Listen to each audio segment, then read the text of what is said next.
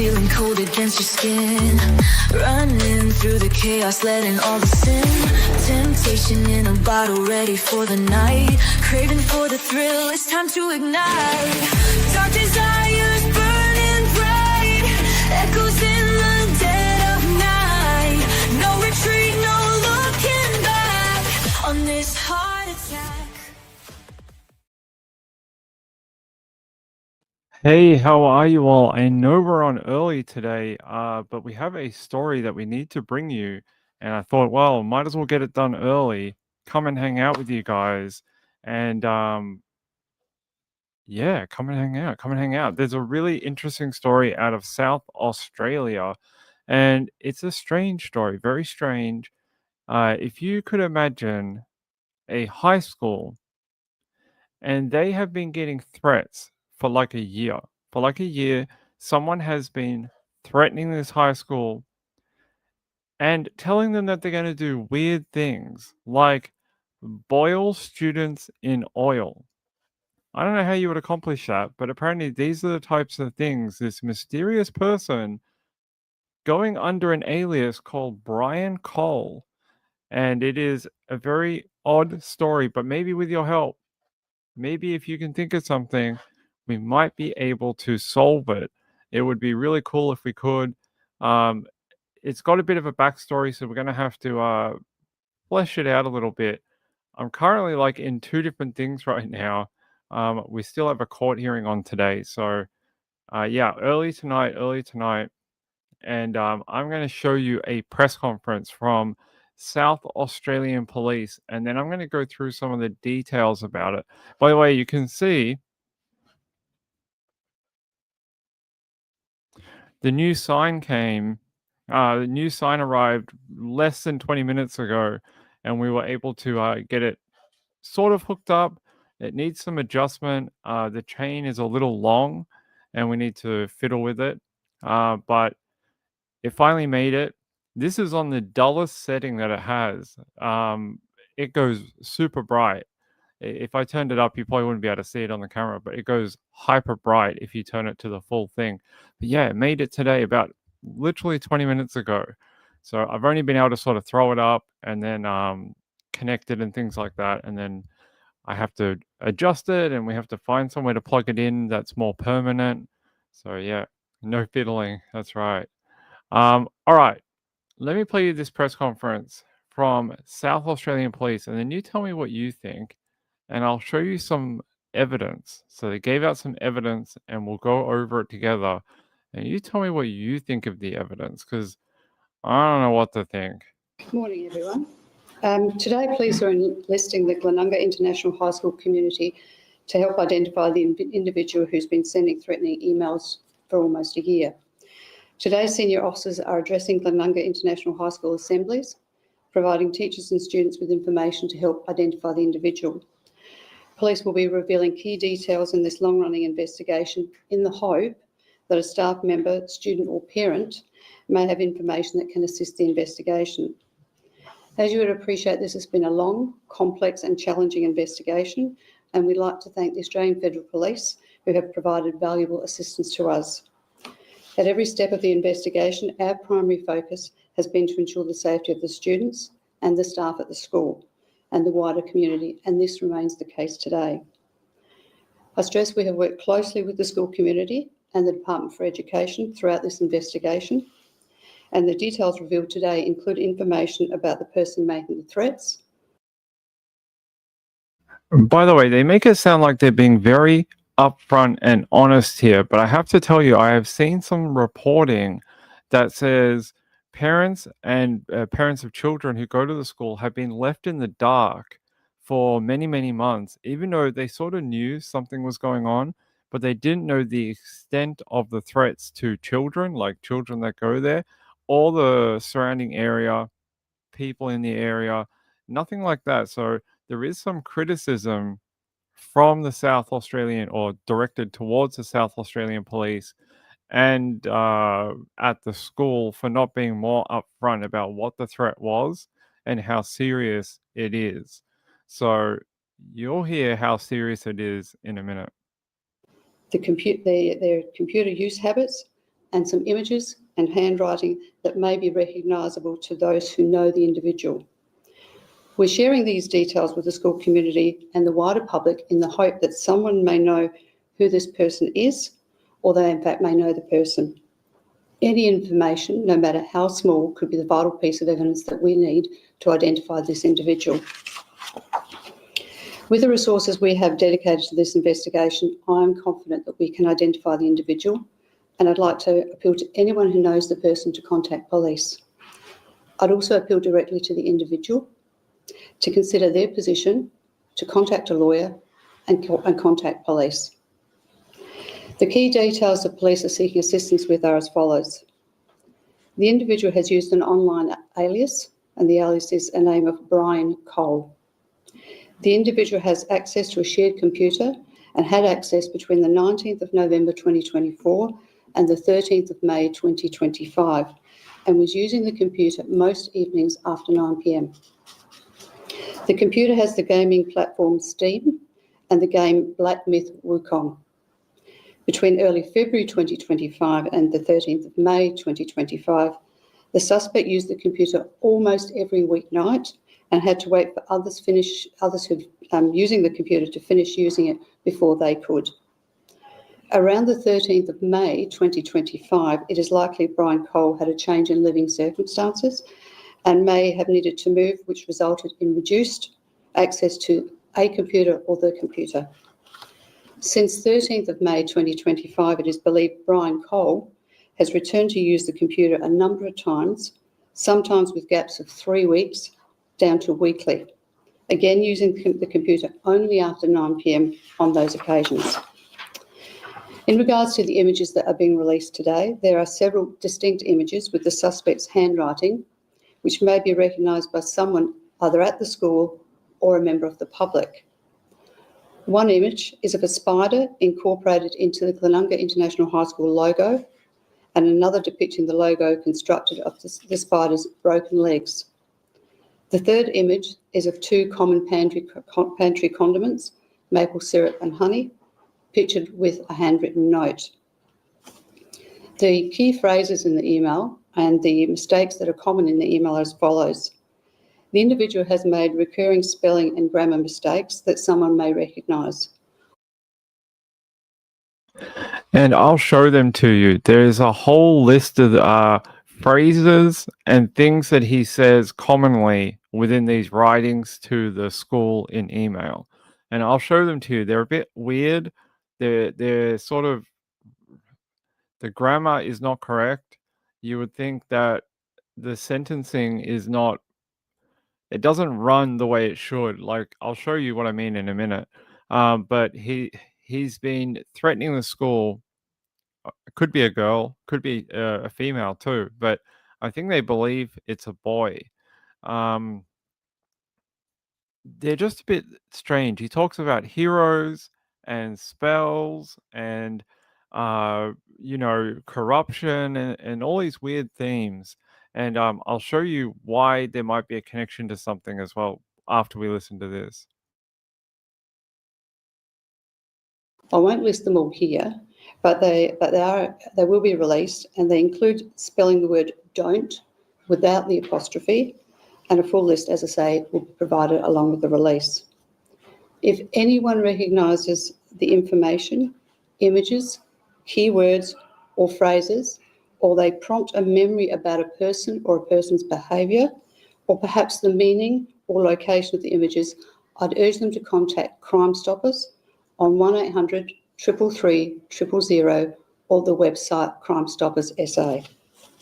You can remain anonymous. I'll hand over to the Minister, then we're happy to take questions. Thank you, Deputy Commissioner. And as the Minister for Police and the Minister for Education, I support these renewed efforts from SAPOL in terms of what can be done to try to find the person who is making these threats and sending these messages. I understand it has been a very difficult time for the Glenunga International High School community. The way it has been explained to me, though, by SAPOL is that this is the next stage in that investigation to share some of these details of what has been said by this person with the alias Brian Cole. in the hope that providing that information can elicit some further information from people who might recognise some of those details and be able to share them with SAPOL. Obviously, we have only 2 weeks left of school, a bit less than that now, and Year 12s have finished at the site already, and I understand Year 11s have their last day today. All right, I'm going to leave it there because he is just repetitive. I can tell you they arrested an 18-year-old man earlier this year. He was charged with crimes related to this, and only a couple of months ago, they actually dropped the charges against that individual who can't be named for legal reasons. They dropped the charges because of 2 reasons. While he was in custody and in confinement, he was away from society, the threats kept coming. So while this person was under arrest in a detention facility, the threats continued. When they confiscated this 18-year-old's computer devices and other things that you could connect to the internet or email with, they didn't find anything that connected this particular person with the crime. And we learned later on, the only reason they went after this 18-year-old kid was something to do with his search history, and it had similar like words that were used, but it had the same IP address as the person who was sending the emails. But that doesn't mean anything. IP addresses can be spoofed, they can be changed. You can, in Australia, if you're on the NBN, you may live in the one area, say where I live, I'm on the NBN. The IP addresses can drop out and be given to someone else. So like if you disconnect your internet, reboot the router, you may get a new IP address when you come back online. That IP address may go and be someone else's IP address at a later point in time. So it doesn't always mean that the same person is behind the email. So that person, their charges were dropped. They were released from custody, and they didn't say they're no longer looking into them. They just said the investigation is still open. Now, I want to show you some of these photos that they're talking about. Now, I warn you, one of them is a little bit, if you like animals, including spiders, you might be a little sad at the first one. So I give you the warning. This is the first one, and this is what they're telling you. He's used this dead spider, huntsman spider, and he's made the logo of the school incorporated into the spider. Same with the second image. He's broken the legs of the spider and then turned it into the image for the school. Why you would do that, I don't know. But this is the type of individual that we're dealing with. And look, it'd be a pretty big stretch to connect these two things, but what do we know in true crime? People who hurt animals, whether dead or alive, can sometimes be a calling card for people who can commit further violent crimes. It's not always connected, could just be someone being stupid, but it is one of the sort of hallmarks that we see in a lot of violent crime at an early stage in their lives.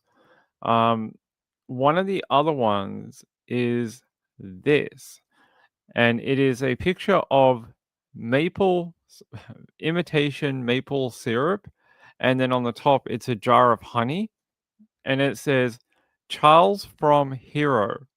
And you'll hear a bit more about Charles and Hero later on. I'll show you the types. He constantly talks about Charles and the hero, and then corruption and the people that know.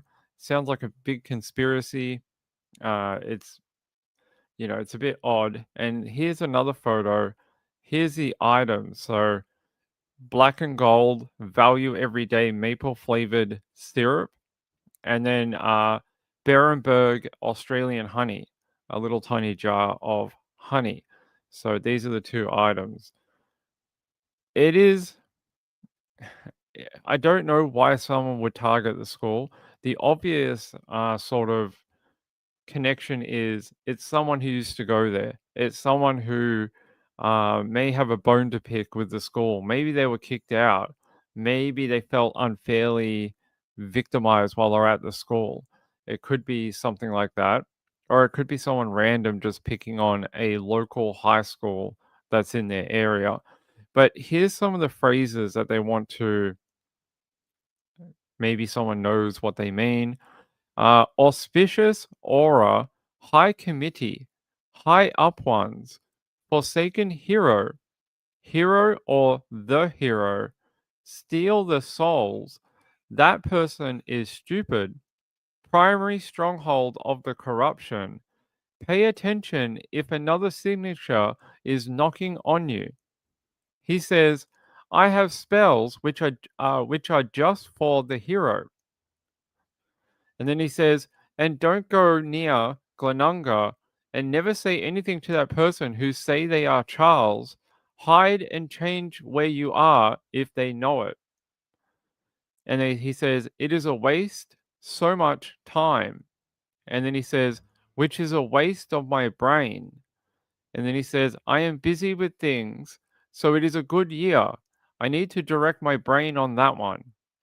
Then says, can't think to respond to that, have to focus on what is mine, the truth.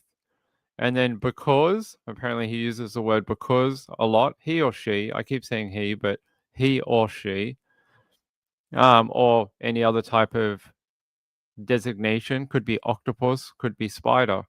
Chlamydia, spelled incorrectly. Soccer place, so the little ones, that is, play near them, see they is corrupt.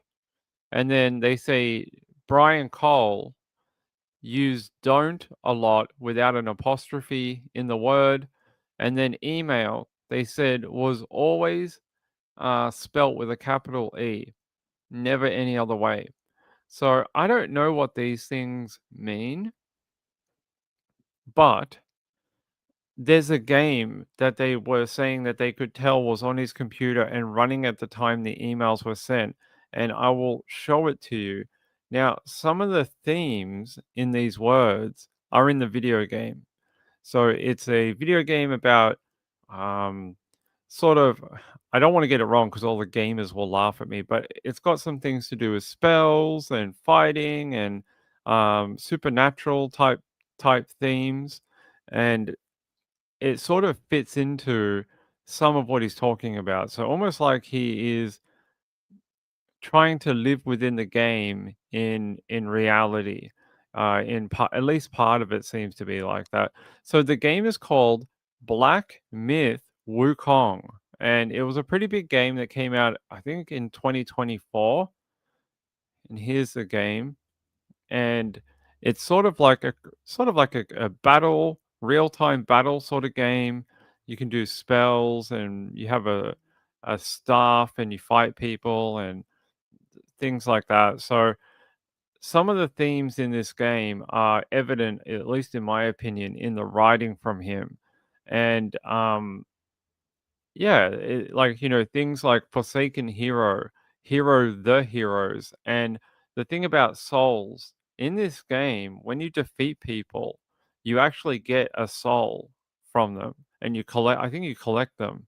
And so you can see how some of his writing blends between the game and reality and not, and he's blending themes that were within this game in some of his writing too. So I don't know what the connection other than that is, but uh, Permaculture Kiwi said, in myths, ancient Chinese wars are known to boil their captives. It could be something in the game where it's a thing that happens to you, where maybe you get boiled or there's a risk of falling into a pot of boiling oil. I don't know. I've never played the game myself, but I watched a few videos on people playing it on Twitch and things like that. And yeah, some of the themes that he's talking about do come from the game. Why is he doing this? I don't know. But he talks about things like corruption and, um, you know, He talks about a soccer place, so a field possibly near the school where little children play, and talks about how they can see the corruption. He's also threatened not only the school, he's threatened community events within Adelaide and South Australia over a year. Big events like the AFL. He threatened an event with the AFL. He threatened one of the festivals in Adelaide. He threatened to do something. He's threatened to attack the school with vehicles, poison food, poison the food supply, and a bunch of other things like boiling students in oil. So there's actually police that are on and off patrolling the school area because they're worried about a car attack. They've put up bollards at the school in case someone tries to drive a vehicle into the school. They are taking it very seriously, very seriously. Um, yeah, I just don't know what what the point of it is if this person, it'd be different if this person sent a one-off email and it was sort of like, a threat. Like it happens sometimes where people don't want to go to school that day, so they send in an email trying to get school shut down for the day. That happens quite frequently. This is very different in the fact that it's repeated. It's repeated threats over and over and over again throughout the course of like last year and this year. And even when this person that they arrested was in jail, the threats kept coming. So, Permaculture Kiwi says, "Not no in history, not games. They boiled humans and used fat to burn the enemy." Ah, maybe he's interested in the ancient Asian history, but I suspect it's in the game. I suspect there's probably some element of that within the video game because it deals with things like that from my research in it. Yeah, so they said the individual making threats online used the alias Brian Cole. Brian Cole had access to a shared computer between the 19th of November 2024 and the 13th of May 2025 and was using the computer most evenings after 9 p.m. After 9 p.m. is a strange indicator, like he doesn't have his own computer. That's odd to me. Why would he not have his own computer? Most people do. How come he has to use a shared computer? That is a good question. They're saying on the computer he had the gaming platform Steam and the game Black Myth Wukong, which I just showed you. They say between early February of this year and the 13th of May of this year, the suspect used the computer almost every weeknight and had to wait for others to finish using the computer before they could use it. Around the 13th of May 2025, it is likely Brian Cole had a change in living circumstances, maybe needing to move, which resulted in a reduced access to a or the computer.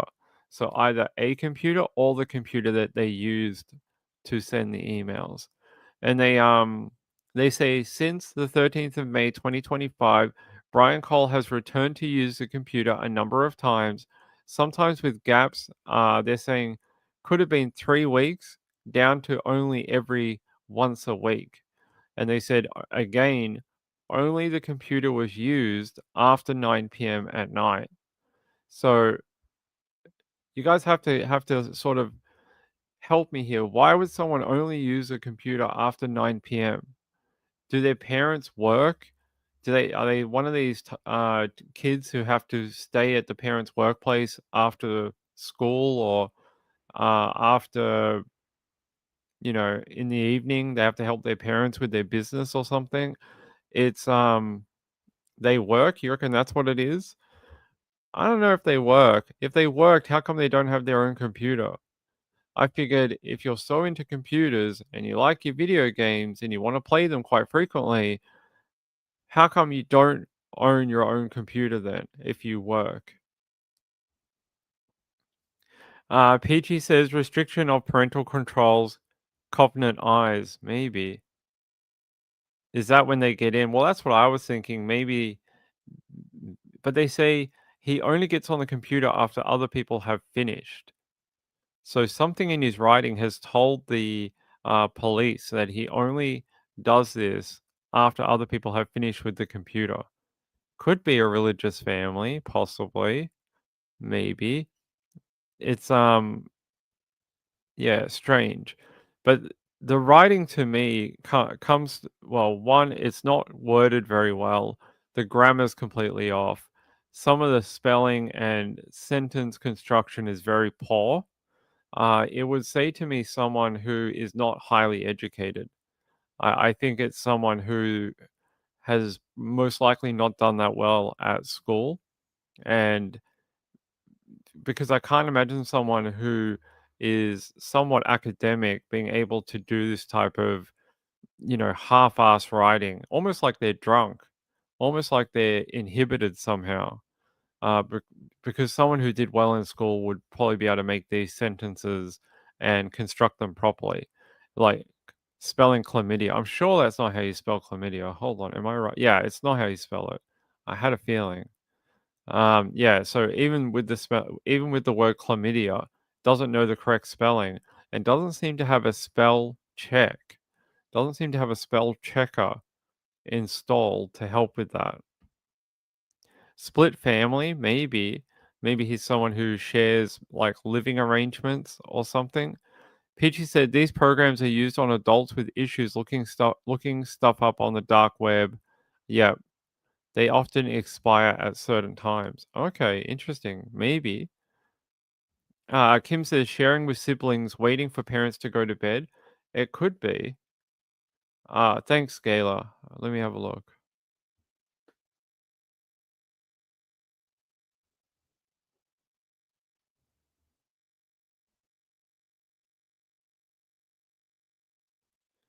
Hmm. Okay, thanks, Gayla. I appreciate it. Gayla's son says that the theme of boiling people um, does come up in the video game, but not in the way that he's applying it to the school. It comes up in the storyline for Black Myth Wukong.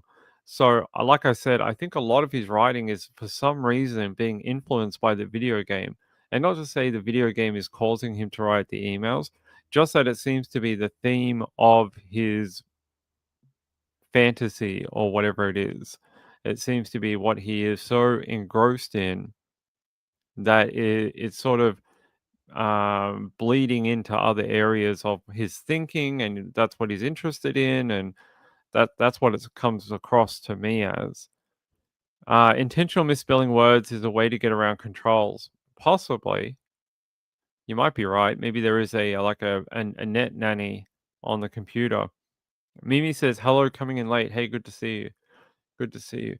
So yeah, very strange thing going on in SA. And now with the kids finishing up for the year, so the older children, 11 and 12, I think they finish up by today or tomorrow. They're done.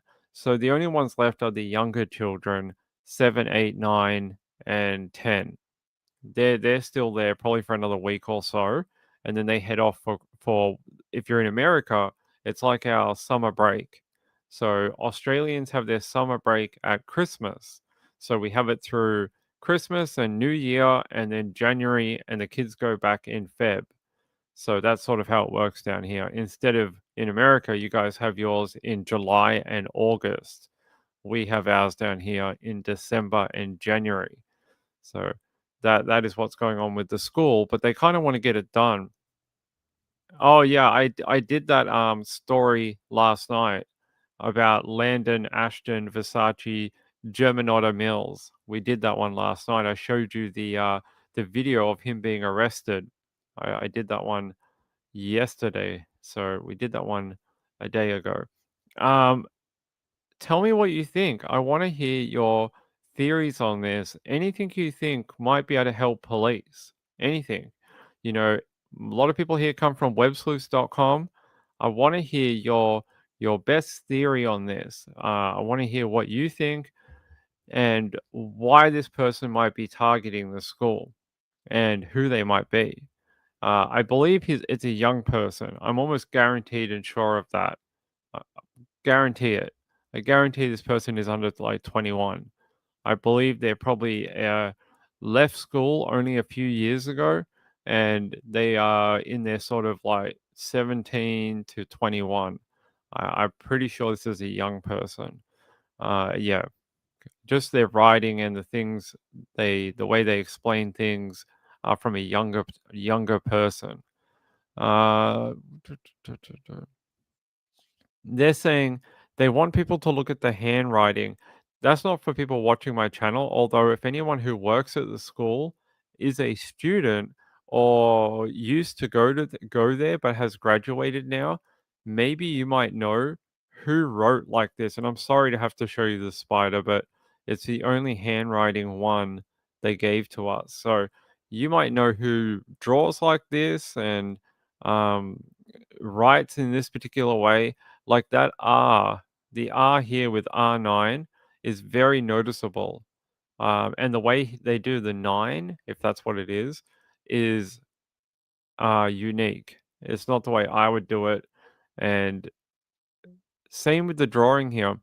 What I found interesting about the logo looks like it was done with a ruler. It doesn't look like he did it by hand. It looks like he's used like something with a straight edge to make the logo. It's not done freehand. You can see the stop and start points of his drawing of the logo.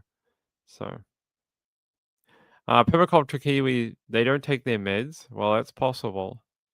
Peachy said, I don't know much, but I was not joking about Homeland Security being in Australia. Yeah, Homeland Security. I've seen the car here. There's a car for Homeland Security that always parks about 2 streets away from where I live. And it's like a big black four-wheel drive thing. And it has the big American Homeland Security seal on it. So yeah, they're here. I see them all the time. Um, Yeah, she's feeling a little bit better. She had a really bad day yesterday. She had a good blood test, which is good. We've been waiting on that for a few months, and her results are good, really good. So she's now a lot better than she was a year ago. But she had a really bad day yesterday. I woke up in the morning and I woke up and I went, why is it light outside? And I was looking around going, why is the sun up? And I had realized that we had slept in past the alarm and she was supposed to be up at 7 and she was supposed to be out of here by 8:30. When I woke up, it was 8:30 and I had to wake her up and she was freaking out. She was so mad and very upset. So she was late for something that she had to do, and they had told her, "Don't be late." So she was, yeah, she had a bad day yesterday. Today, a better day. She was on time. So, Peachy said, "I'm late, but is that a huntsman?" It is. It is a huntsman spider. That is exactly what that is. Here, there he is. Quite a large one too. I think quite a large huntsman. Quite a big one. So that's him, the poor fella, poor giant. Snapped his legs off. For what reason? I don't know. But the poor spider, um, hurting animals even if they are dead is not cool. I hear Morning says you never get. I don't know what's going on. Um, our thumbnails have not been uploading, and the notifications have not been going out. I noticed when I start the show, there's no one in the chat. Normally, we have like 50 people in the chat waiting for the show. Logged in today to do the show, there's like no one there, and I'm just like, the show's been booked since 5 hours ago. 5 hours ago, so it should have easily sent out a notification for people. So very odd, very odd. All right, let me take you over to some reporting about this that I want to show you. So just remember, he uses an online alias called Brian Cole. Brian Cole. And it's not, they don't believe that's a real name.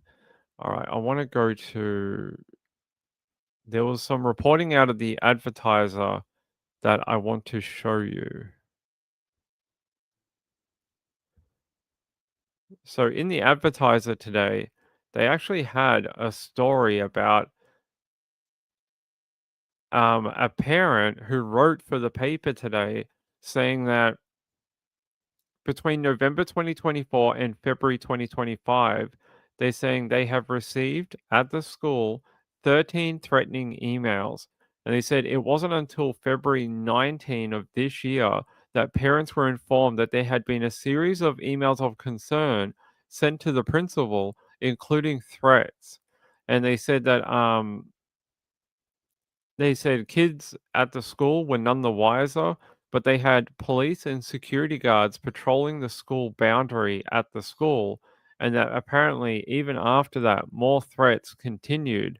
And they said here, in February, prior to the arrest of an 18-year-old, parents were sent another email about the plastic bollards. So they put these bollards up around the school to protect, I'm guessing, from a car attack. So that's how you do that. You'd put these giant water-filled bollards around the school, hoping that if someone tried to drive a vehicle into the school, they couldn't. They would hit the bollards and yeah, they would be thwarted. So they're saying here an email was sent out on February 24 from the principal saying, unfortunately, due to a miscommunication, double the amount of bollards were put in place and they weren't needed on Friday evening. So it's almost like they're trying to cover up what they're doing. And then the principal added, there is no change in the unpleasant emails or the level of concern, even though everyone else now we know seemed very concerned.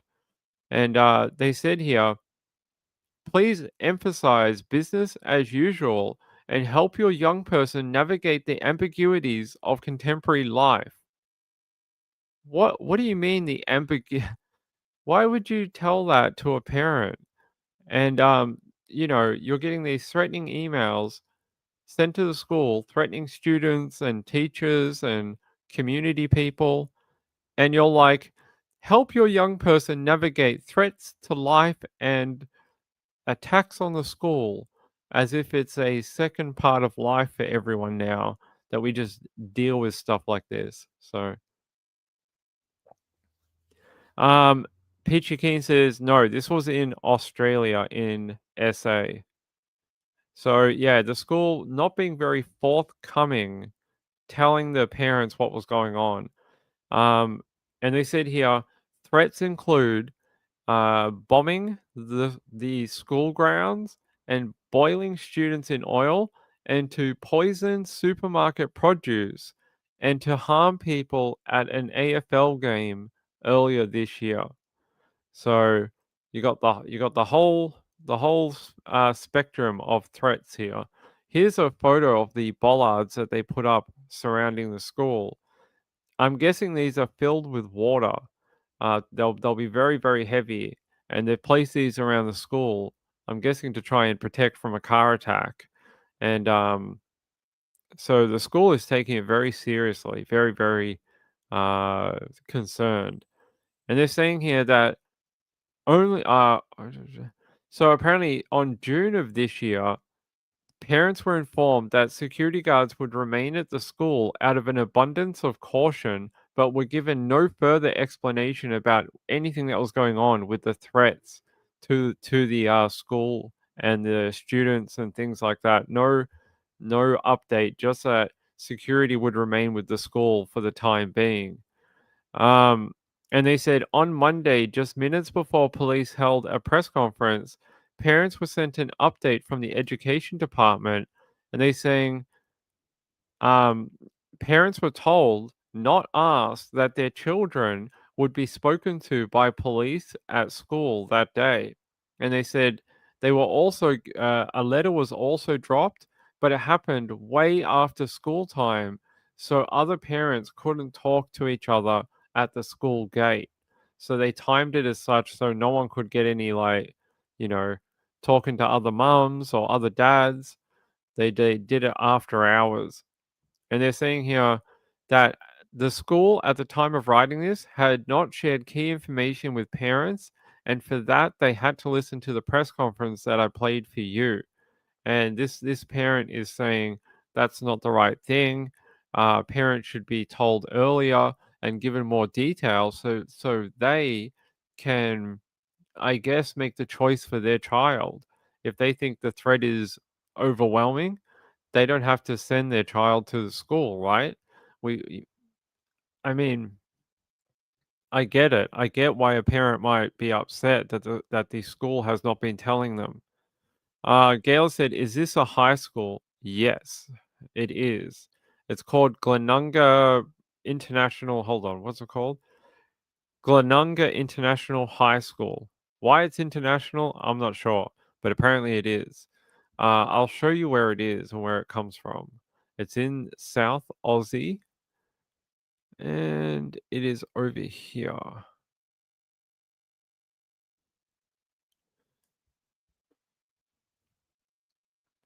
So this is the school right here.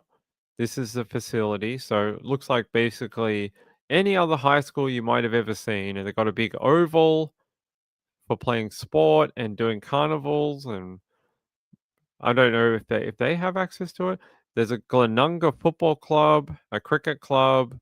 I'm guessing the school may use the oval. And then this is the school right here.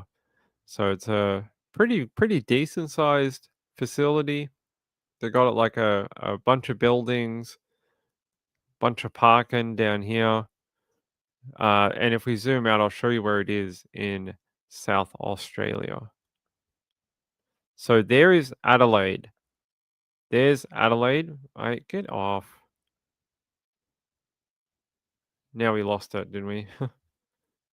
Why does it send me to Norwood? Guys, give me a sec. I'll flick out and flick back into it.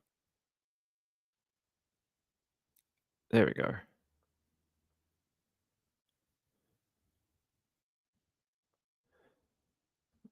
Our maps decided to throw a hissy fit. There we go.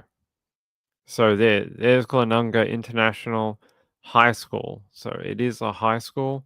And yeah, you guys can see sort of where it is in the world. It's there in South Australia. There's the border with Victoria over here. And then if we zoom in, there's Adelaide, the city, and it's right down here. So yeah, just residential. It's nothing crazy, just a high school. It's not anything like different. It's just, a local high school. That's it. And yeah, so they've had police and security roaming the school for a period of time now. And I guess that would be very scary for students and parents to have cops walking up and down the school throughout the day and different weeks. And you guys aren't getting information about who is making these threats to the school or why. So Pitcher Keem says, didn't know other cultures use hissy fit. Yeah, there you go. They should allow all kids to do virtual school temporarily or give them the option for virtual. I have a feeling a lot of schools don't want to do that after what happened in COVID. So COVID robbed a whole bunch of kids from social interaction and social development, being minded by a teacher and actually doing their work. So I think a lot of schools would be very hesitant to do virtual learning unless it was absolutely necessary. So I don't think they want to do that. But I get it might be a good solution if the threats continue and they can't find who is doing this. So there you go. There's my weird story out of Australia for today. I want to hear your theories though, because I've sort of told you what I know, and that's basically all I can tell you.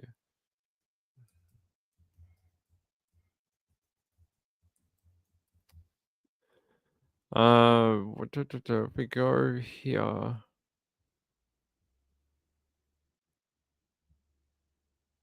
I'm going to take you to Channel 9 briefly. Tonight reveal key clues in the hunt for whoever's responsible for menacing threats to Glenunga International High School. New chilling photos and details about the suspect's online alias have been released months after police dropped charges against an 18-year-old boy. Students ushered into a school assembly run by detectives and shown a collection of bizarre images, including this spider with its legs cut off and arranged in the formation of the school logo, and a picture with handwritten words, Charles from Hero. We were seeking to be more overt and seek the assistance of the public to try and identify the individual. It was in May that police first revealed the full extent of the threats to the school, allegations that a suspect threatened to attack the school with bombs, knives and a car. On May 13, police arrested and charged an 18-year-old boy, but the charges were dropped in September. All lines of inquiry are still open to us. We'll follow the evidence as to where that takes us. It's been revealed the individual who sent the threats uses the online alias Brian Cole and appeared to have access to a shared computer after 9 p.m. from November 19 last year to May 13. The computer has gaming platform Steam and the game Black Myth Wukong. Around the 13th of May 2025, it is likely Brian Cole had a change in living circumstances and may have needed to move, which resulted in reduced access to a computer or the computer. Police releasing common words and phrases which appeared to be used frequently, like steal the souls and I have spells which are just for the hero. Staff and students here at Glenunga International High School sat down with senior police today, hearing new details about the evidence detectives have collected so far. Parents just want the nightmare to be over. I think overall it's been very, very scary for the students. Thinking about there's still a threat to the school, I'm not feeling comfortable. Keziah Sullivan, 9 News. So there you go from Channel 9 in Australia. Hey, shush. Yeah, so that is the majority of the information that's come out now. Like I did tell you about the 18-year-old child.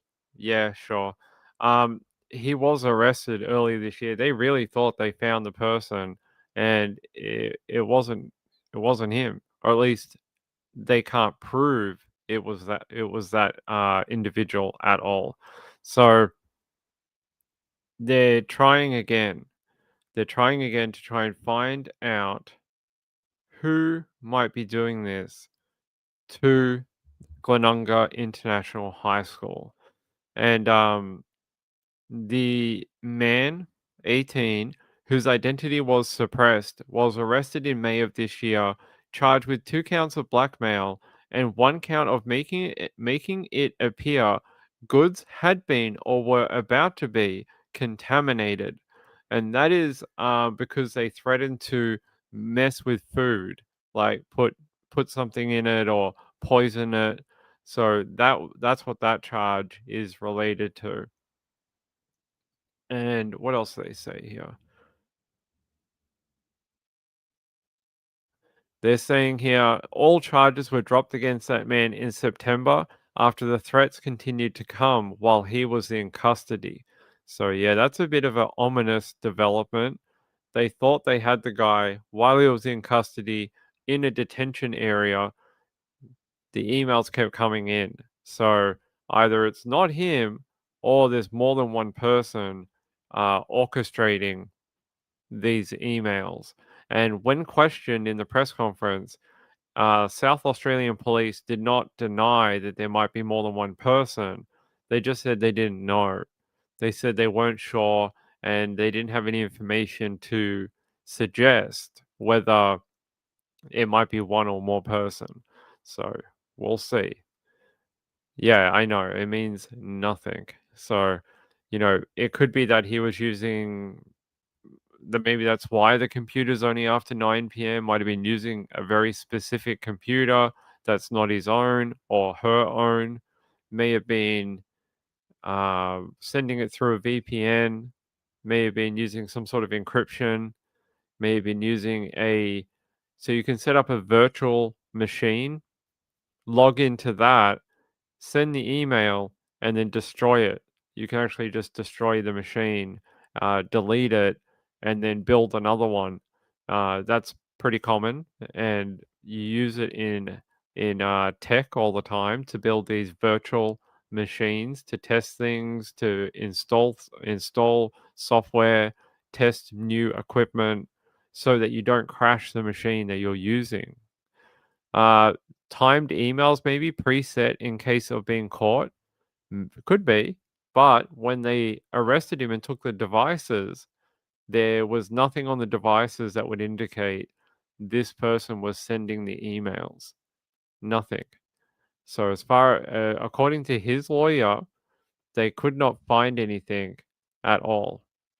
They couldn't find anything that linked him to the emails and the threats. So I think it's down here, a quote from his lawyer. Hold on.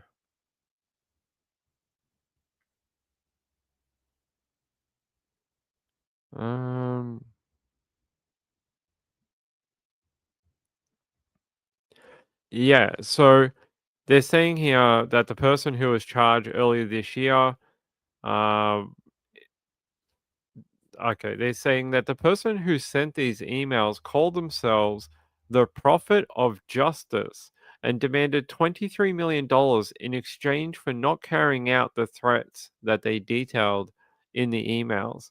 And they're saying here, but the teen's lawyer, the one who was arrested earlier this year, said the charges were speculative and made before the teenager's devices had been fully explored, and that when explored, they didn't find anything. So they end up dropping the charges and releasing the man from prison. So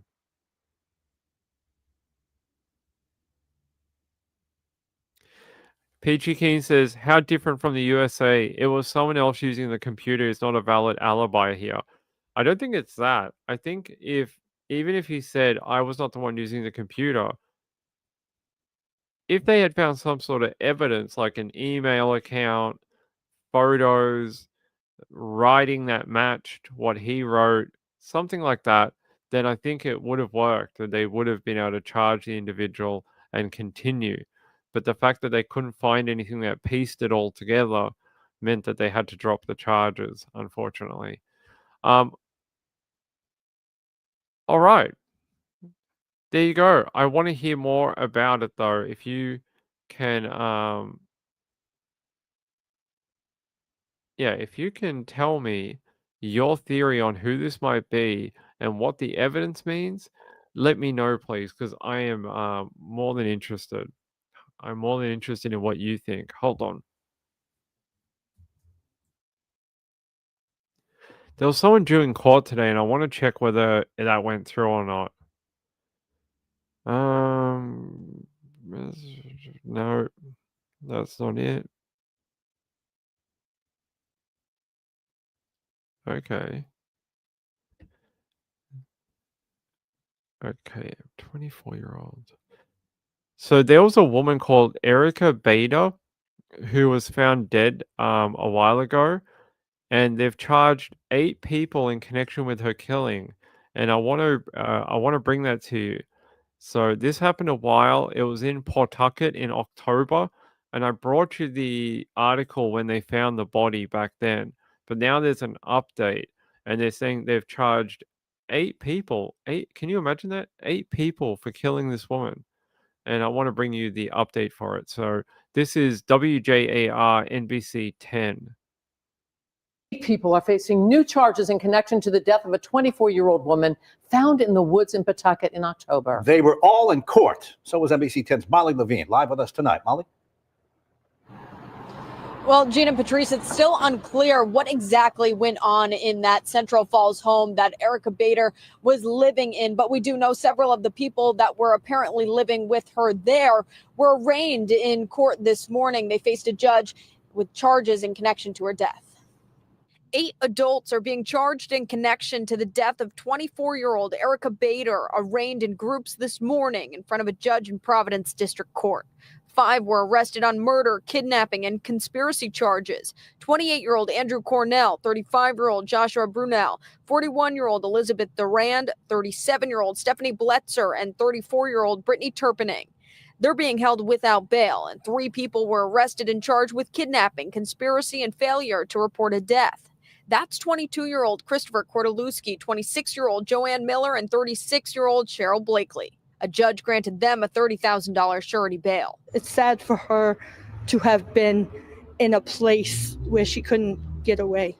Bader was living at a home in Central Falls with several of the people now charged. Who are these people she was living with? I mean, they're just random people. They're just people she knew. She didn't even know them. She tried to run away one time. She didn't get far. They dragged her in, they pulled her in that house and held her hostage, basically. NBC 10 spoke with Erica's stepmother outside of court Tuesday. She says the 24-year-old was the target of physical abuse while at the home, but so far police have not released many details about their investigation, and the reading of the details were waived in court. We do know Pawtucket police discovered Bader's body in the woods in October and believe she died somewhere else and was moved there. Officers did a well-being check on Bader back in April but couldn't locate her at the address. 46 cats and 4 dogs were also removed from the same home earlier this month after the RISPCA says they were living in horrid conditions. Erica's family says they haven't seen an autopsy report yet, but claims she was pregnant at the time of her death. They killed her while she was pregnant. And we didn't know that she was pregnant at first until we found out. They killed her and the babies, and they should be ashamed of themselves for what they've done. I'm glad. Oh, wow. So she was pregnant at the time as well, at the time of her death. That's horrific. Too many pregnant women. We heard a lot of pregnant ladies being murdered recently. Yeah, did they say 44 cats were on the property? Oh my God, I have 2. I don't want any more than that. Imagine 44 in the home. Here's these bunch, at least a few of them that have been charged. What's up with bro's hair? You ain't fooling anyone. Just shave it off, dude. No, ain't no one buying that. You have a full head of hair. You look more weird because you left it like that. Like, just shave it off. Save everyone the embarrassment of looking at you, and just get rid of it because it looks ridiculous. It does. So there's a photo. I had a nice photo of her. Here's one of the only photos. There's not many. I had to look for them, and this is the one from the video of Miss Bader, Erica, 24 years old. That's it, 24, pregnant, possibly for the first time in her life, and killed because she possibly wanted to leave that home. I'd want to leave too with a billion friggin' cats in there. Holy crap. I don't know what they were running there. Some sort of, I don't know, some sort of like cat farm maybe. It's awful, but at least they found these people, 8 people indicted for her death now, which is good news. Hey, Draconian, how are you? Bottom middle going for the monk look. Maybe that's what it was. Maybe we misunderstood, and it's the monk look. I hear that's hot in California this year. Let's see. Crazy eyes and hair. They definitely have the crazy eyes, don't they? All of them. Where's that photo again? Here we go. This is a few of them. Definitely got the crazy eyes. I don't think I have one with eight of them on it, unfortunately. No, I don't have the other 2. Oh, yes, I do.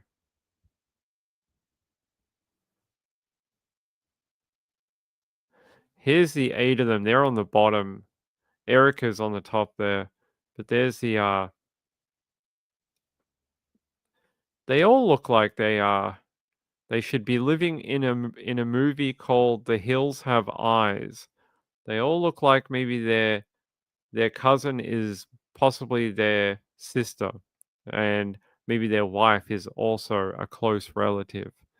They definitely seem like their chromosomes may have been crossed at unfortunate times, because that's what they're giving. They're giving banjo. They're giving banjo. That's what they're doing.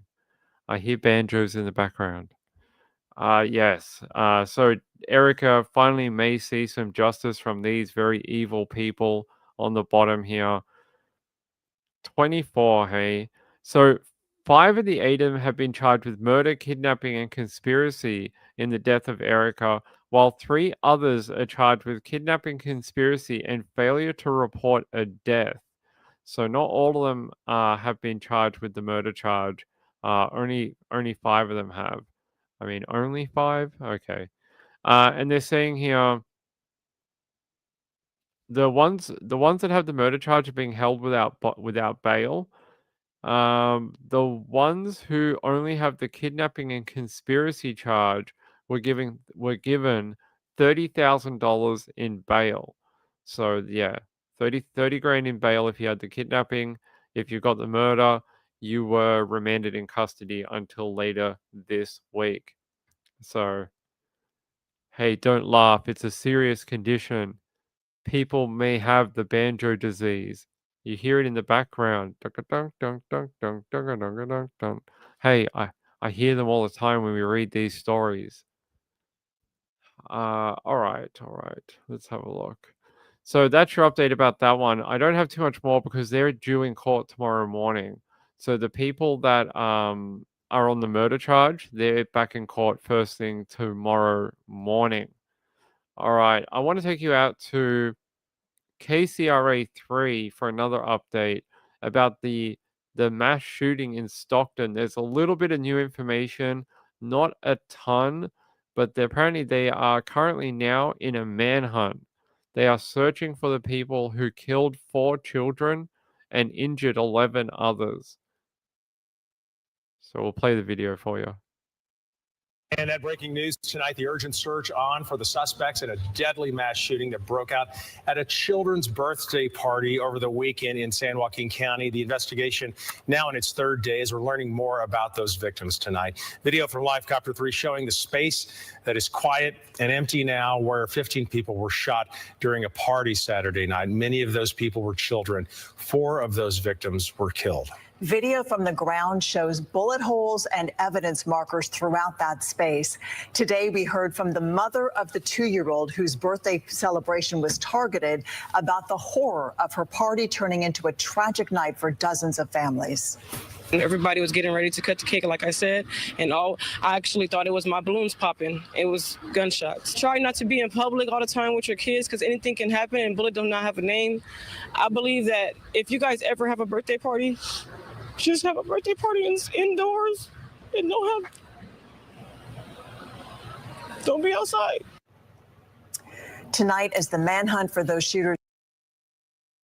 I get she is struck by grief about what happened at the birthday party, but what she's trying to tell people doesn't make a lot of sense. She's like, don't have a birthday party indoors. And then she told everyone to not have a birthday party outdoors either. So is her message that you should never have a birthday party, or I'm confused? Stay home? Yeah, maybe. I don't know what she was trying to convey. She just sounds like she is struck with grief. I don't think she was making a lot of sense, unfortunately. Continues. There was a call for people to come forward with any information. Thank you for joining us tonight for our news at 6. I'm Edie Lambert. I'm Goldstart. The reward for that information has now gone up, a combined of $75,000 in total. And remember, if you give information here that leads to an arrest, you can stay anonymous. So here's what we know so far. The sheriff says that the shooting was before 6 o'clock Saturday as people were filling a banquet hall off of Lucille Avenue. More than 100 people had been celebrating that child's birthday party. We know the people killed were 8 years old, 9 years old, as well as 14 and 21 years old. Investigators have yet to release the names of those killed, but the 14-year-old has been identified as Amari Peterson. We have his picture as well.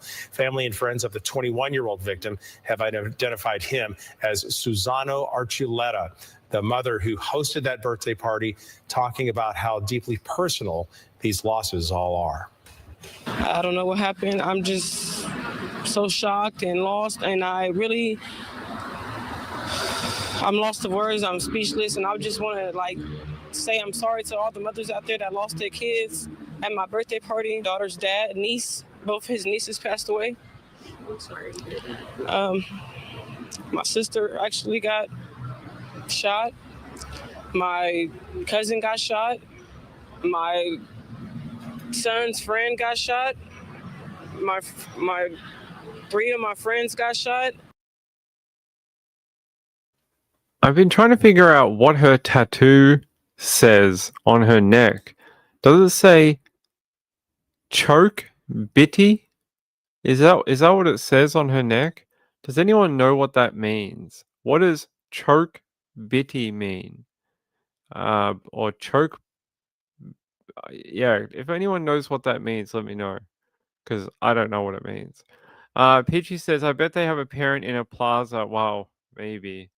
We looked at their facility yesterday. It looked like uh, it looked like a chop shop.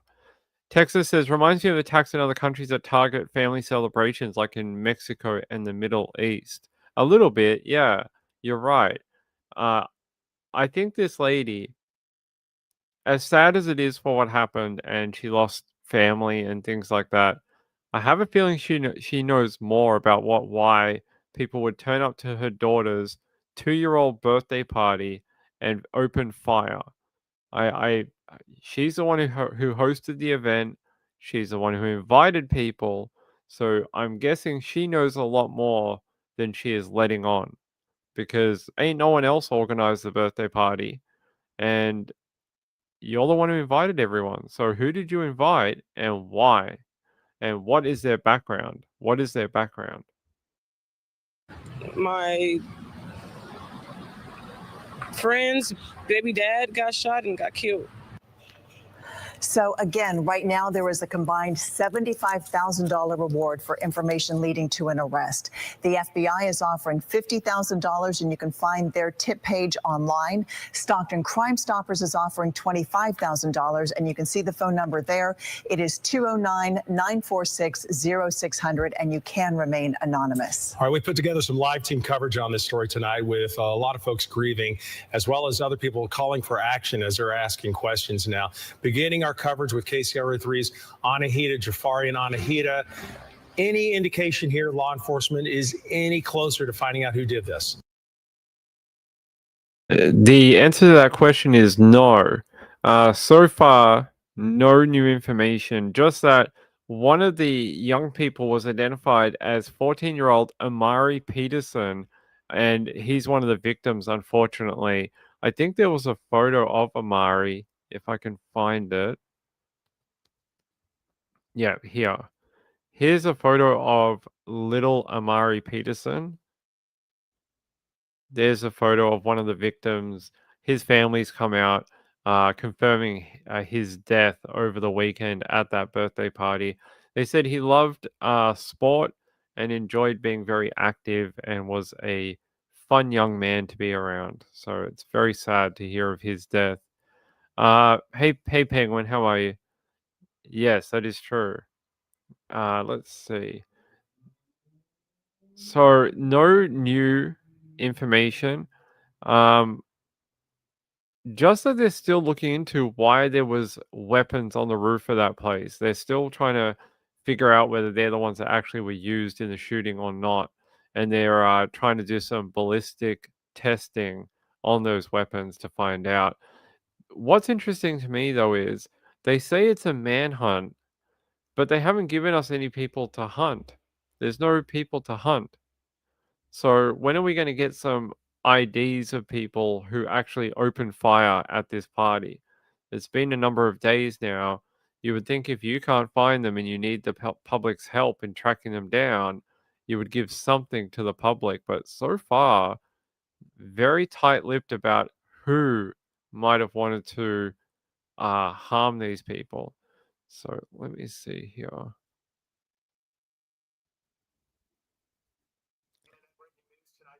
I think there was another update about Amari. I'm just trying to find it.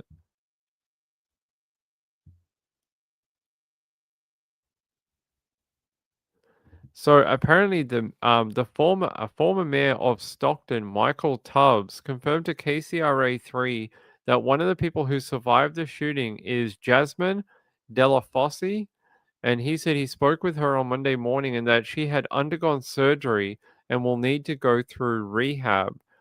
Michael said, as a community leader who openly advocates for reducing violence, and a mentee of his who worked in the office during his administration as mayor. Yeah, so at least one woman is now okay. They're saying they think there's only one more person who is still in like a critical type condition. The rest of them have either been released or they are in stable condition now.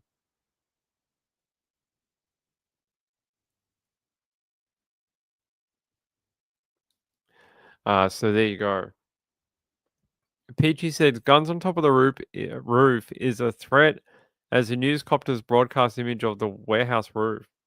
I don't think there was any firing. I don't think anyone fired any weapons at the helicopters or anything like that. All right, that is your update on that. That most of the people seem to be okay. The 11 people that were injured, only one left in critical condition. A bunch of them have been released to go home. So that's good news. That's good news that they get to go home. I think there's only a couple left in the hospital, which is, considering what happened, it's a miracle. Let's see what else I have on my list of stories for you tonight. What is this one? We can go to Missouri. Okay, let's go to Missouri for a minute. KCTV5. This guy is accused of sparking a house fire in Independence when there was 4 people inside the home. He just lit it on fire. Decided that would be a fun thing to do. I'm not sure why he wanted to do that, but yeah, decided that on November 20, he he trapped 4 people inside the home and tried to burn it down. Apparently, he was spotted watching the house go up in flames and started laughing as he walked away. Officers said they found 2 lighters in his pocket when they arrested him, and a witness later positively identified him as the man who was spotted starting that fire. So, we talk about how many dangerous people we have in the community. Look at this guy randomly setting people's homes on fire. There you go. A Lee's Summit man has been accused of sparking a house fire. That's a photo of him right there. He definitely looks like yeah.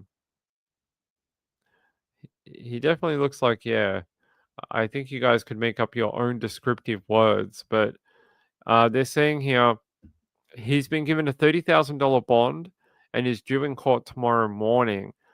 He has previous arrests for drug distribution and property damage.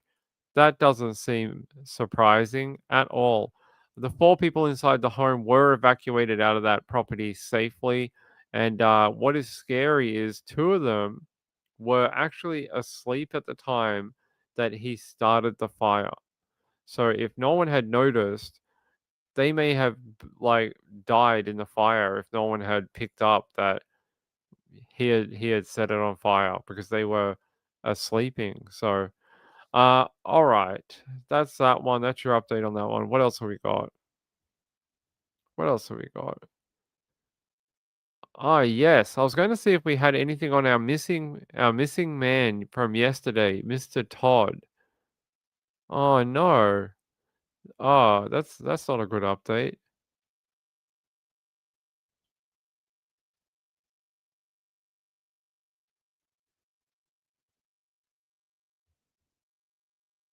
They're saying that he has not been found, but they are saying that there are social media posts being shared that contain inaccurate information. Sheboygan PD, if you think there's inaccurate information out there, why don't you correct it? Why don't you actually correct the record and be like, this is what is incorrect, and this is the actual correct information, so that there's no more inaccurate information in the wild, instead of just making a post saying, there seems to be some inaccurate information out there. But yeah, Mr. Todd, up until only a few hours ago, still missing in Sheboygan, in Wisconsin. Still missing. He's been missing for about 72 hours now, and hasn't popped up yet. Like, they haven't been able to find him. So if we have people in Wisconsin that watch the show, if that's you and you are in the Sheboygan area and you see this man, call it in, because it's strange that they haven't been able to find him when they actually know the last place he was. He was dropped off by a cab near a golf course in Sheboygan, but they don't know where he went after that. So if you see this man, report it, because he is missing from his home. Yeah, and it's been freezing out there. We looked it up last night. It was like 21 degrees in Sheboygan overnight. 21. It's cold as hell out there.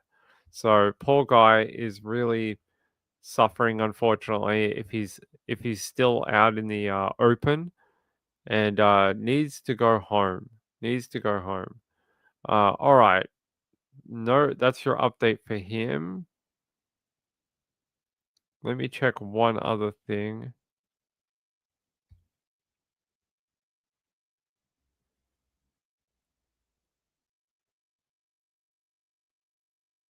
They're saying here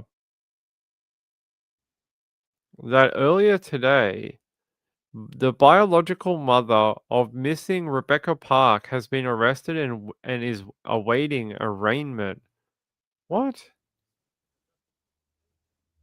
They're saying here the biological mother of Rebecca Park and the last person to be seen with her before she disappeared is now in a Wexford County jail awaiting arraignment. They're saying here Courtney Bartholomew and her husband Bradley are being held in jail awaiting charges likely related to Rebecca's death.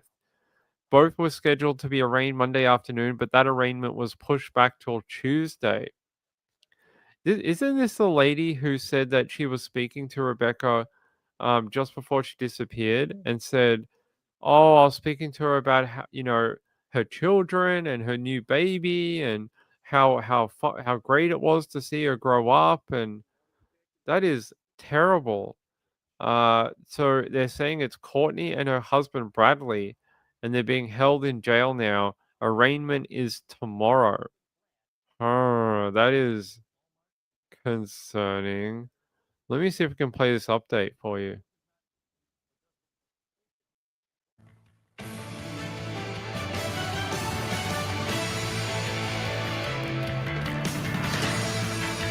got out of the car, turned around, opened the door back up. She's like, "Mom, I'll be back." And she got in the car. They crept up by my truck real slow. And by the time they got to the front of my truck, they took off. That is what the biological mother of Rebecca Park told Northern Michigan's news leader back on November 11th, a week after Rebecca was reported missing. Now, Courtney Bartholomew and her husband Brad are being held in the Wexford County Jail, awaiting charges likely related to Rebecca's death. Both were scheduled to be arraigned this afternoon, but that arraignment was pushed back until tomorrow. Courtney told investigators she was the last person to see Rebecca alive before she disappeared. 9 and 10's Jody Meeson spoke to her, Becca's half-sister Kimberly Park, and her fiance Richard Fowler, who now all face charges. In tonight's top story, she brings us up to speed on the case as we await some possibly significant developments this week. Investigators say 22-year-old Rebecca Park disappeared the evening of Monday, November 3rd, from her biological mom's house on South 21.5 Road in Wexford County's Boone Township. At the time, her biological mother, Courtney Bartholomew, said it was after running errands with her. She's like, "Mom, hold up. I got somebody coming." I'm like, "What do you mean you got somebody coming?" And she's like, "I got somebody coming to get me." Courtney said it was a black car with tinted windows that took Becca, and she could not see who was driving. Park's cell phone was later found near Courtney's house on some 2-tracks. Kimberly Park, Becca's half-sister, said Becca had disappeared before, but usually kept in contact with someone. I honestly try not to think about what happened. I mean, she's disappeared before, but someone always knew where she was, and it was usually me hiding her out. Fiance Richard Fowler also said it was unlike Becca not to let someone know where she was. He described the two as inseparable. Me and her's been together for a little over 2 years. And even when she's not around me, She's always in contact with me. Rebecca's due date was November 18th, and Failer told us he was worried about the well-being of Becca and the baby. The day before she disappeared, she was at the hospital having contractions, dilated 1 centimeter, but the hospital sent her home. Courtney told us she and others were working with the Wexford County Sheriff's Office on the large amount of tips coming in. Rebecca's body was found last Tuesday, several miles behind Courtney's home. Failer and Kimberly Park were arrested last week. Park was charged with filing a false report and tampering with evidence. Yeah, it definitely seems like there's multiple people involved in this, and geez, I how awful to be betrayed by the people in your life that should be the ones who are helping you, especially as a young mom.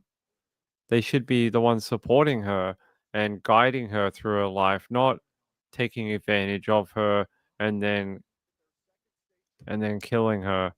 That is awful, but it's definitely sounding like tomorrow morning there'll be a court hearing for those two. I'm just trying to. Nope, that's not it. I just want to see if we can get the court stuff for it. Hold on. Yeah, so it is the mom, stepdad, sister, and fiance are all in jail, facing a variety of charges. All of them. But at least the the the mom and the stepdad, they are apparently facing charges directly related to her death, not like the other two that were charged with sort of charges orbiting her. These ones, yeah, they're definitely going to be charged with something to do with her death. Officials are continuing search efforts after an autopsy found that Park was no longer pregnant with the baby she was due to deliver 3 days before her body was found. It's an interesting way of putting that wording. An autopsy found that she was no longer pregnant. That's a very strange way of wording that particular sentence, considering the possibilities around what it could be.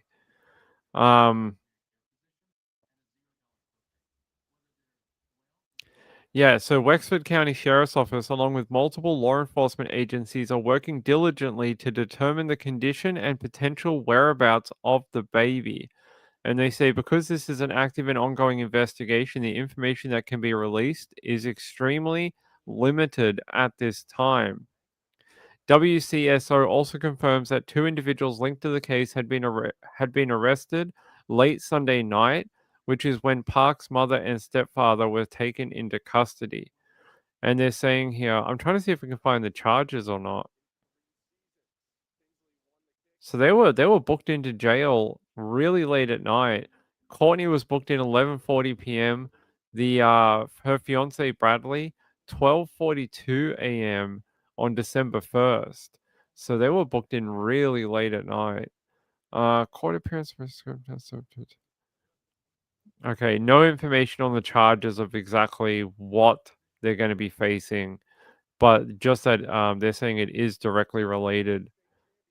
I'm just trying to see if there's an update in the last few hours. I'm surprised it hasn't leaked out yet about what it might be.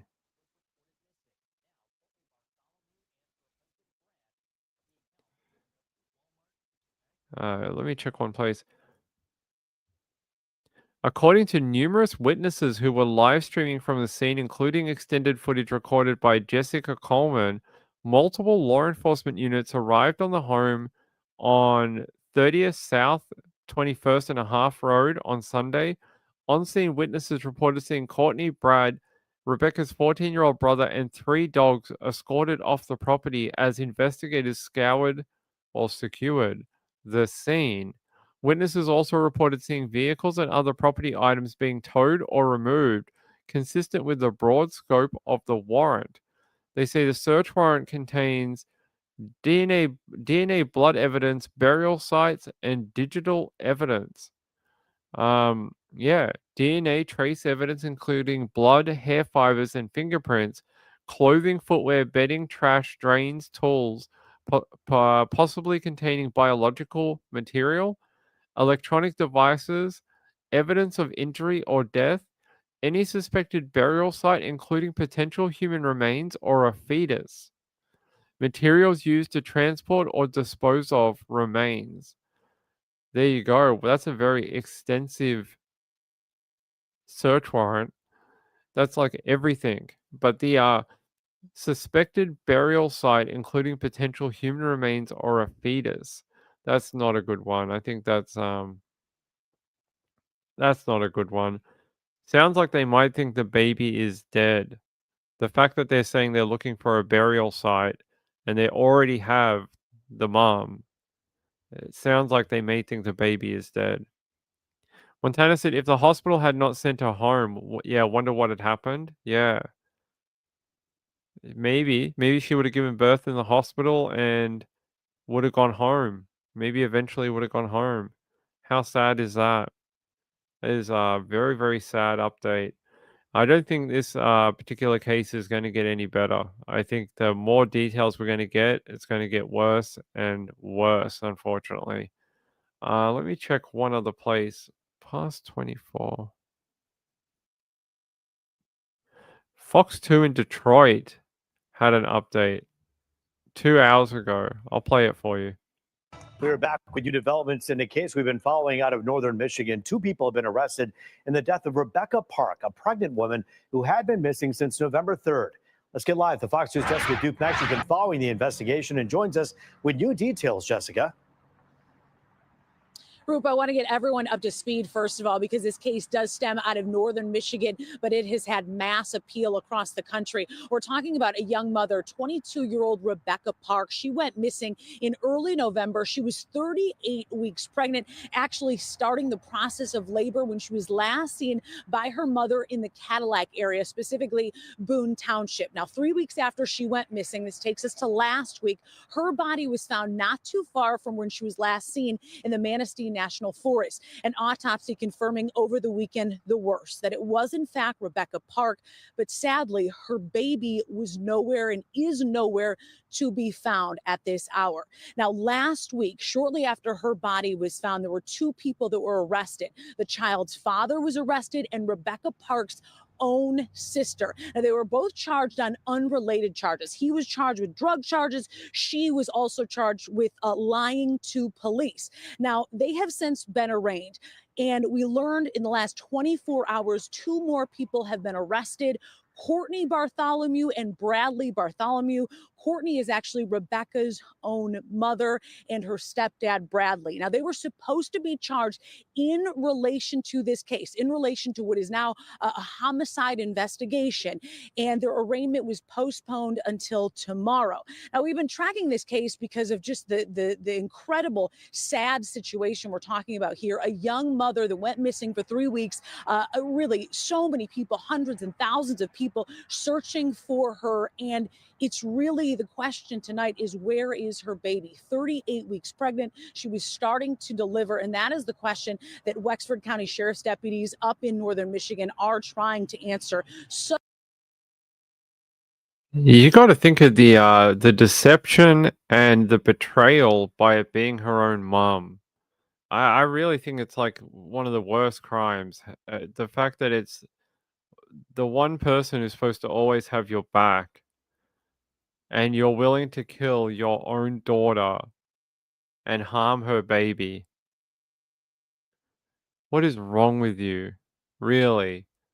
I mean, they had to have known it wasn't going to end well. They had to have. They had to have known they weren't going to get away with it. So why do it? Like, why? And now you got all this. You're in jail, and apparently a copy of the search warrant was posted online by Courtney herself. Good work, dumbass. Good work. Why would she do that? Why would she post her own? Why would she post her own search warrant? So apparently, Wexford County is saying they won't give out the charges until they appear in court tomorrow. So they're saying that those charges won't become public until tomorrow morning. I don't know why they're hiding them. They should be on the court record, like the database online. I don't know why they would why it matters. We're all going to find out in the morning. What would it change? I mean, they're in custody. They can't go anywhere. What would it change if we all found out they both have a murder charge? I mean, I don't know. Maybe there's some reason. They're saying here, Brad, though, is a listed sex offender in Michigan. His record includes a 2017 conviction for possession of CSAM material and a 2011 conviction for third-degree criminal sexual conduct involving a victim aged between 13 and 15. So he sounds like a real, a real stud. Someone you'd want to bring home to grandma, right? Geez, what a background on that guy. He's been arrested for possessing CSAM and then a 2011 conviction for messing with a minor, basically. That's what that is. Brad Bartholomew. Let me see.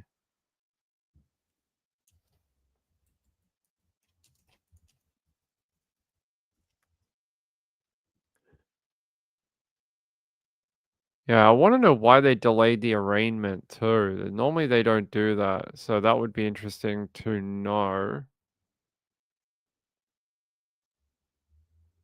Huh? What time was that? They're saying here that there was a screenshot taken of Courtney in court.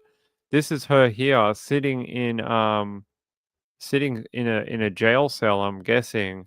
Yep, says Wexford County Jail, waiting for the arraignment to begin. So apparently that is Courtney. She doesn't look all that happy.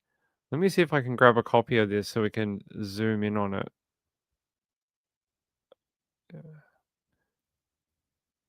Yeah, let me do this. I'll get us a copy of this. Hold on.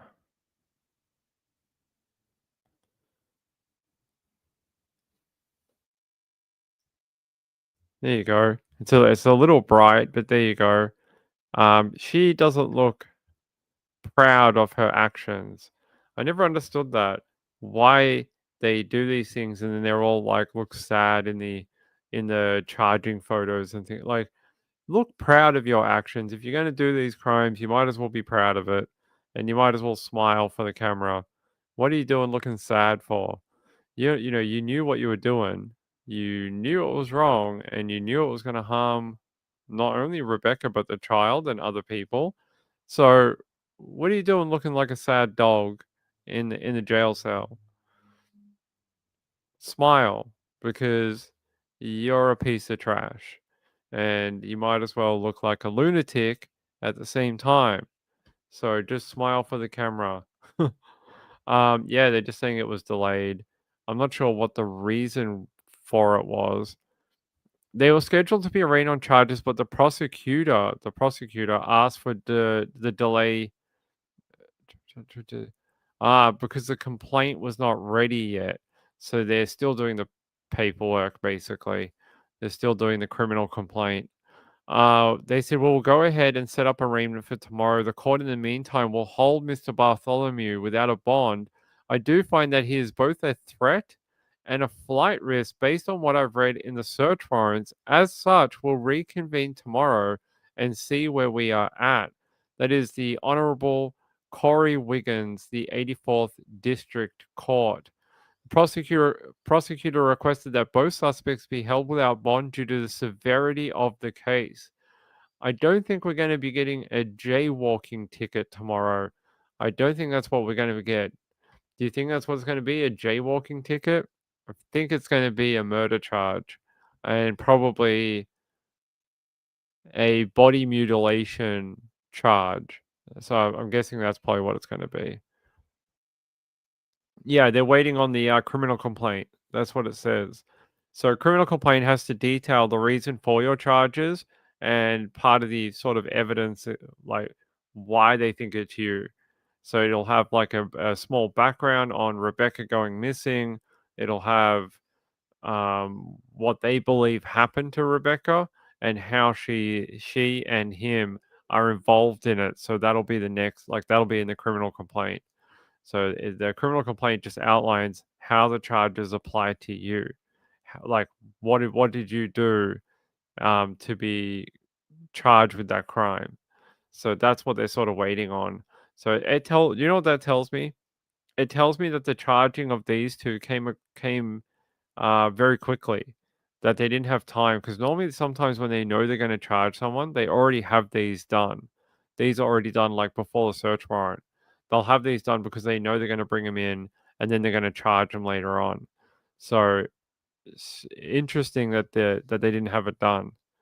Rachel said they need to say where the baby is now. I don't know if they will. Do you reckon they're going to actually tell? If they were going to say where the baby is, why didn't they in their interview before they were charged with a crime? Why would they turn around now all of a sudden and give up the location of the child? I reckon they won't. I reckon they're selfish individuals.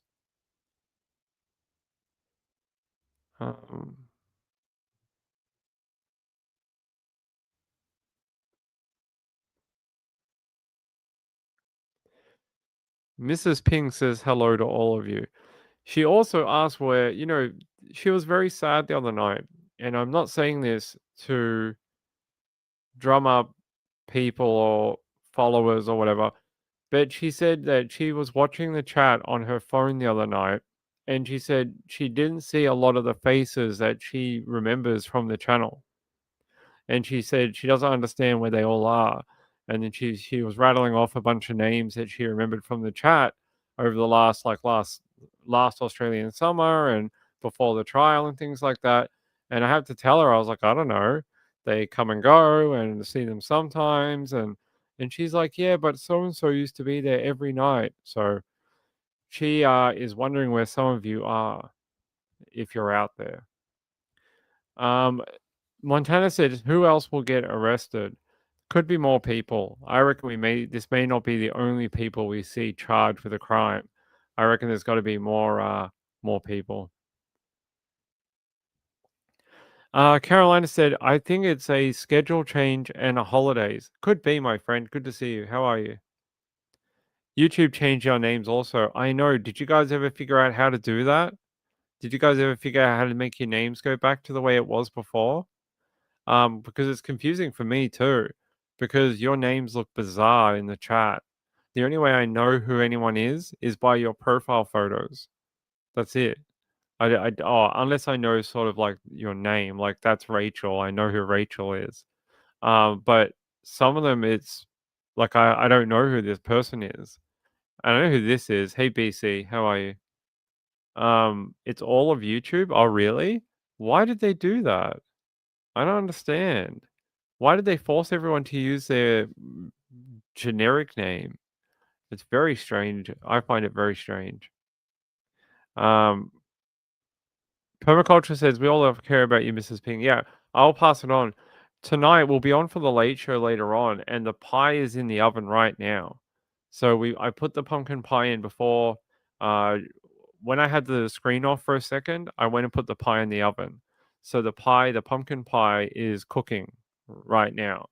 So later on, after you guys hang out with Trish, I'll come back on and we're going to taste some pumpkin pie. And Mrs. Ping will be back, and she's going to try some too.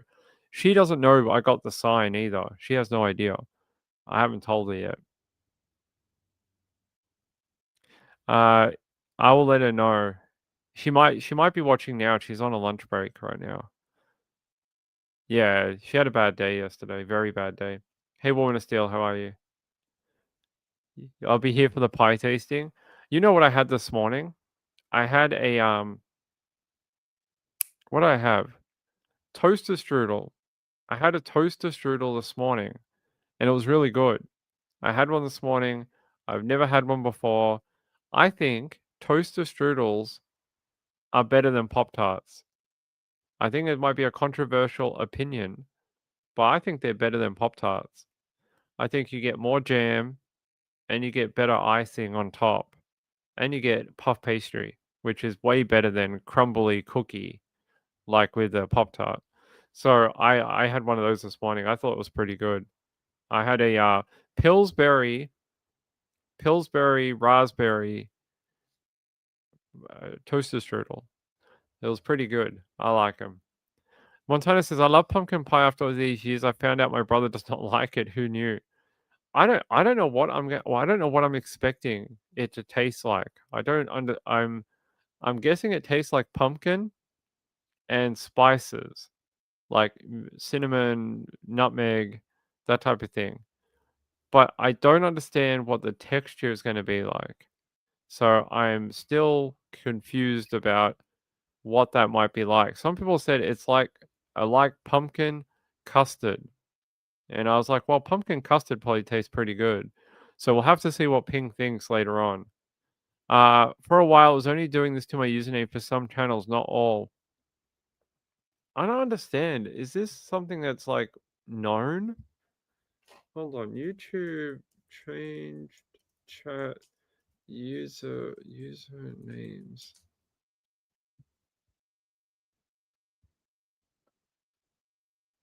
Chat usernames have all been changed to handles. So people are saying like it happened. Yeah. YouTube has begun replacing or supplementing chat display names with handles. Like handles are your channel name. Ah, okay. I see why. Okay. YouTube's doing this because it's to stop people impersonating other people. Back when they had the old system, you could have your channel name and then make your chat name whatever you wanted. And there were a lot of people who would like troll, like they might troll me and they call themselves Ping. And they'd be in my chat going, I'm Ping, look, blah, blah. That happened really frequently. And apparently they've changed it to stop people being able to have the same username as someone else. So if someone has a name, it can't be used by someone else. So that's why they've done it, is to stop impersonation of other people. That's why they're making everyone use their channel name. So yeah. You can also change the handle, but apparently you can't have the same name as someone else. So if you change your handle name, it can't. If someone else has, say, Sunshine, you can't call yourself Sunshine as well because it'll come up as already being taken. So there you go. Try name followed by random numbers. Yeah. Woman still said, I saved a piece of pumpkin pie and a piece of apple pie to have with you, Ping. All right, we'll do that this evening. All right. We'll do this. We'll do that after Trish. I think we're about to go because Trish is going to jump on in about what 5-10 minutes. So I think we're just about done for our evening show. You can, but I think then people would know at least that it's not the original. Like say it's Trish and it says Web Sleuth or whatever. If you had Web Sleuth 25, people would be like, "That's not her." Like people would know that it's not the original. Ah, okay. There you go. If you want to change your name, do what Danny says. So, you can do that. All right. I'm going to get out of here. I hope you enjoyed your update. If you know anything about that school story, contact me.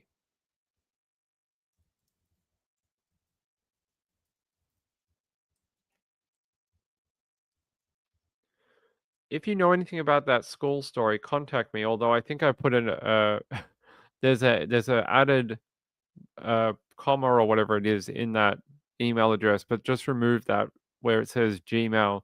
It should be gmail.com. If you know anything about that school threat thing, email me. I want to hear from people. If you're a mom that has children at the school, if you're someone who knows anything about it that lives locally, contact me. I want to do more on the threats to the high school in South Australia. So let me know. I think uh, it's terrible that parents aren't being told like up to date news about it, and I want to do more to get the story out there. So contact me if you know anything about it, and if you're a viewer of my channel, Leave your theory in the comments because I want to know what things you can come up with about who might be doing this to the high school or why they might be doing it. Because I don't know. I don't know why. And I would like to hear what you guys have to say about it. So, all right, I'll be back for the late show. I'll be back for the late show. We're going to have pumpkin pie and we do have whipped cream. So we're going to have whipped cream and pumpkin pie. So join me then. I hope you like the sign. The sign looks awesome. It was it took about a month to get here, but it looks dope as hell. I love it. They did a good job of turning the logo into the neon. All right, go hang out with Trish. I'll see you in a couple of hours after she is done, and I'll be back tomorrow at this time. I'll be back on early again. We're trying to do more early shows. All right, I love you all. Good night, everyone. Bye.